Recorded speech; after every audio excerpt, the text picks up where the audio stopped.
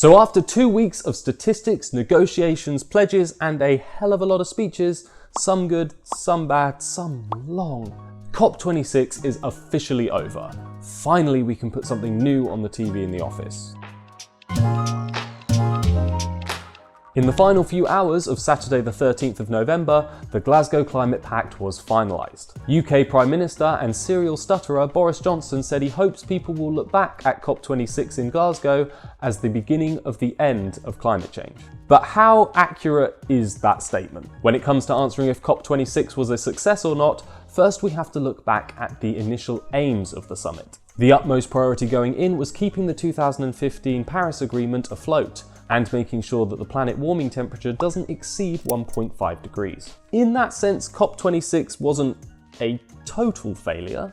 The Paris Agreement was far from a watertight ship when it was conceived back at COP21. The Glasgow Climate Act has plugged a few of the holes and got the sails pointing in the right direction, but with the ocean rising all around, it's hard to imagine the boat making it to its destination in the current state that it's in. At the heart of the Paris Agreement are the NDCs, which stand for Nationally Determined Contributions. Effectively, these are the efforts a country is willing to make to reduce its emissions. The NDCs were to be reviewed every 5 years, and this is partly why COP26 was so important. After the 2020 conference was postponed, the 2021 summit marked the first time these contributions would be reviewed. And after all the countries handed in their homework, it became clear that the whole class was going to be failing this year. Even if all nations completed their pledges, the data suggests there would still be a 68% chance of temperatures rising to between 1.9 and 3 degrees, with an average increase of 2.4 degrees. Now you might be thinking, that's pretty close.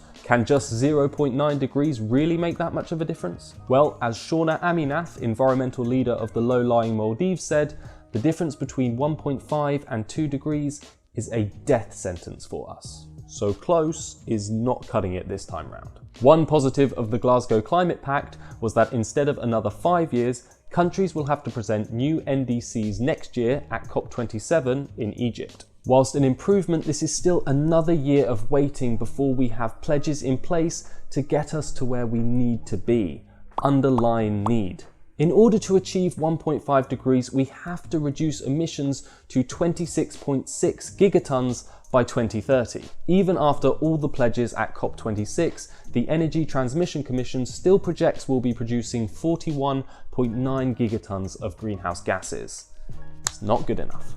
Littered throughout the 2 weeks were small victories that gave journalists the opportunity to report something optimistic. 30 countries and 6 major manufacturers promised to sell purely net zero cars by 2040. Big emitters like China, the US, and Russia all promised carbon neutrality by varying deadlines up to 2060. And 100+ countries committed to ending deforestation by 2030. But the main objective in COP26's crosshairs was coal.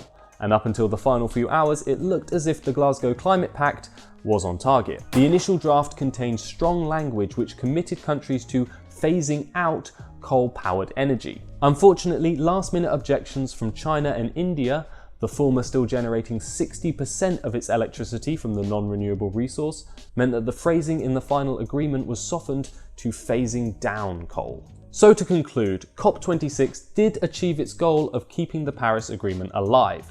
It's also the first agreement to officially mention a reduction of coal. But am I the only one thinking that if this is enough to consider COP26 a success, then the bar is set way too low? For younger generations and vulnerable nations who will feel the immediate and future effects of climate change, the bleeps on the Paris Agreement's life support are deafening.